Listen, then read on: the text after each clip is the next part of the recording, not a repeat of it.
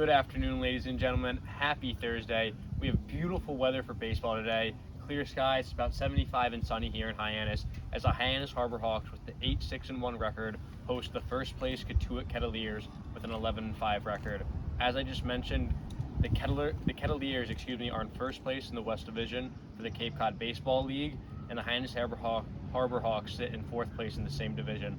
So, Mike, huge game tonight for the Harbor Hawks. Huge game, obviously a rivalry game too. You know, both teams not hate each other, nothing like Red Sox, Yankees back in the day, but these are the rivals of the Cape League. You know, so it's always a good game. We saw a walk-off against Cotuit, so it's always a good game between these two teams, and hope to see another one tonight. Definitely. And to my left, we have Jacob Hahn. He is our special guest for the day, baseball operations intern. We'll get to Hahn more later in the show and talk about his opinions.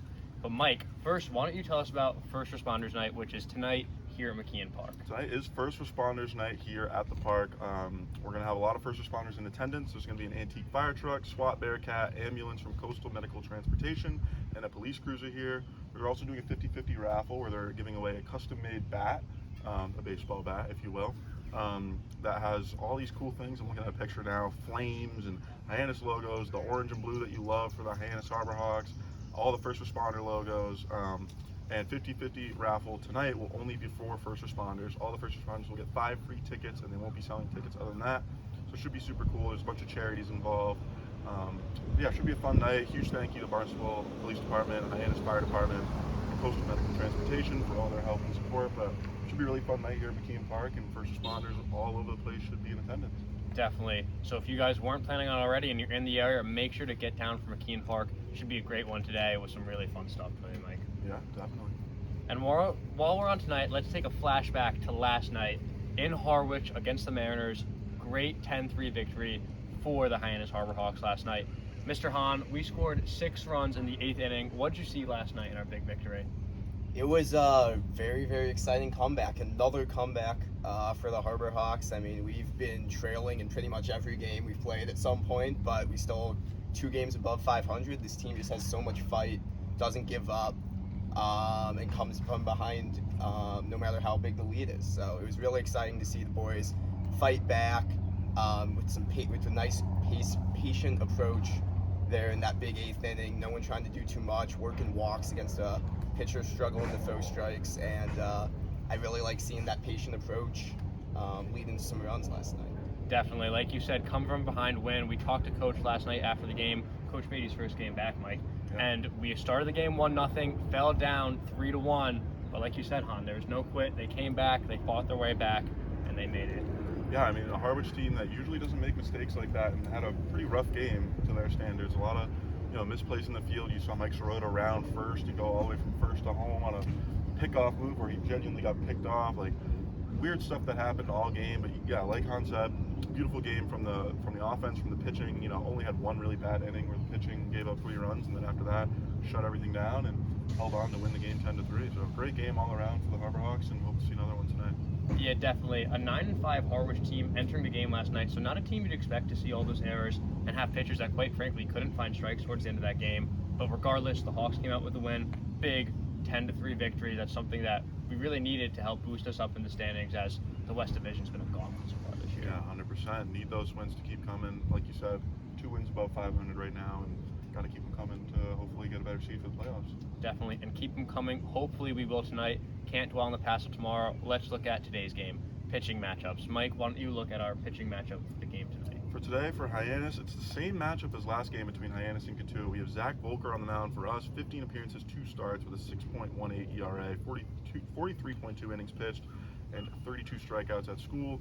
And on the Cape League, he was an all-star last year in 2022, but so far this year only has 1 start in that Cotuit game earlier this season. 3.1 innings pitched, 5 Ks, 2 walks, and a 2.7 ERA. So hopefully more of the good stuff from Volker. We saw, like I said, all-star performance from him last year, and first start, obviously a smaller sample size, but he had a pretty good outing his first time out, so hope to see more out of that. And then, like I said, same match as last time, so for Cotuit, Christopher Collar, we'll call him whatever we want, he's on Cotuit. Cape League stats, though, 2 starts so far, 8 innings pitched, 7 strikeouts, 3 walks with a 2.25 ERA. So 2 pretty good pitchers, ERAs below 3. Like we said, good matchup last time, and it should be a good one again tonight. Definitely, I'd have to agree. And Jacob Hahn, as I mentioned, baseball operations intern. So this guy does his homework, knows all the analytics, looks at all the scouting reports. Jake, what do you see in this pitching matchup a little more analytically that we're not poking to right now? So something interesting is that these two teams have each seen this pitcher already this season, and typically, the more you see a pitcher, the more familiar the hitters become with the types of pitches he throws, what the pitcher looks like, and tend to see a pitcher better the more often he faces them. So I'd expect this game to, even though the previous matchup ended up as a high-scoring game, both starters were locked in. This game, I think, is going to be a little different. I think these hitters have seen these pitchers several times now. I think they're going to put some early runs up on the board, and we're going to see a lot of offense early on tonight. Yeah, that's some great analysis, and it makes perfect sense. These are great players down here in the Cape League. This is the top tier. This is the cream of the crop. So these guys seeing a pitcher again for the second straight time, you know they're going to be locked in. They know the release points. They read that scout. And so you're right. Maybe we can see some runs come off the board early. So you better get here on time, 6 o'clock, first pitch, because we could see some runs in the first inning, Mike. Yeah, always exciting to see runs on the board, so hopefully maybe tonight we'll see a high-scoring game. Hopefully, indeed. And now, Jacob, we had Cole on here just the other day, another operations intern. We asked him, so now let's hear your perspective. Talk about your role as an operations intern with Hyannis. Yeah, so I've loved it so far. I'm kind of involved in many different aspects of the team from day to day. Cole talked about doing the scouting reports, very involved in those, looking at the upcoming opponents, looking at the pitchers that we're facing, looking at the making reports on the batters that are coming up too. I'm also very involved in the roster construction like Cole is. Me, Cole, Mikey, Blake Buscemi, a couple other guys, all very involved whenever we need to find a replacement player. If one of our players is leaving for whatever reason, we're always very involved, looking through scouting reports, looking at stats, watching tons of video, trying to find the new Harbor Hawks that are gonna keep this team winning. And then finally, I'm also involved in the analytics side and working on a couple projects. One of which is a scorecard project that I put out, send to our team after every game. Another catching and umpire reports. And then also a different project I'm working on with some run values that are going to help us create some advanced stats and put out more content to that CCBL Analytics Twitter account that we've been posting on already. Definitely, yeah. Baseball operations, so much involved in there, often in the background and not often as appreciated as they should be. Because, Mike, we actually wrote an article that just published today, so make sure you check it out on the website, talking about the Hyannis season so far. And one of those main points is so much roster turnover in the Cape Cod Baseball League. And so guys like Jacob and Cole, who we had on the other day, and even our general manager, Nick Johnson, are huge in helping replenish and replace that roster that we've seen so many people come in and come out already. And with that being said, let's look at our player of the game from last night in that 10-3 victory we talked about. Mike, Hayden Frank, he was great, pretty quiet, only one strikeout, but talk about his performance. Yeah, obviously Jason wrote the story last night. Good one by him. Hayden Frank ended up winning the player of the game, like you said. The pitcher out of Lipscomb went 4 innings starting last night. Only gave up 2 hits and, like you said, 1 strikeout, but no walks and no runs.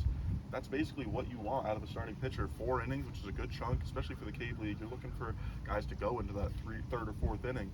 Hayden Frank gave it to you last night, and like you said, 1 strikeout, which maybe not exactly what you're looking for, but no runs and no walks is really bottom line what you want out of your starting pitcher, and that's what he gave to you. And player of the game, deservedly so, in a 10-3 win, having 4 of your innings get pitched by 1 guy with no runs. It's a perfect game.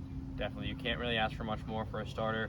Jacob, we're talking about this 1 strikeout. Most of the time you look at a stat sheet, if you see a dominant pitcher, you expect to see that K number really high. He wasn't working with the Ks, but only, no hit, no runs, no walks, so he clearly was on. What did you see out of him tonight? Did that play into his strengths? Not necessarily get strikeouts. Yeah, I mean, Frank's not a super high velo guy. He doesn't have the nastiest pitches you've ever seen, but he has great command of all 3 of his pitches, especially that fastball and that curveball.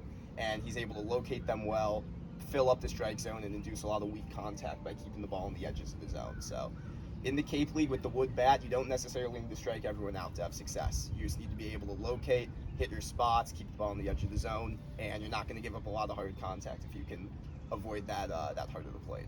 And definitely that worked last night. We talked about it, 4 innings, no runs. That's really the 2 things that you look at the most, especially if you're like a coach. That's all you want. You want to go deep in the game, and you don't want to give up runs. So Hayden Frank was our play of the game, deservedly so, and a great performance last night.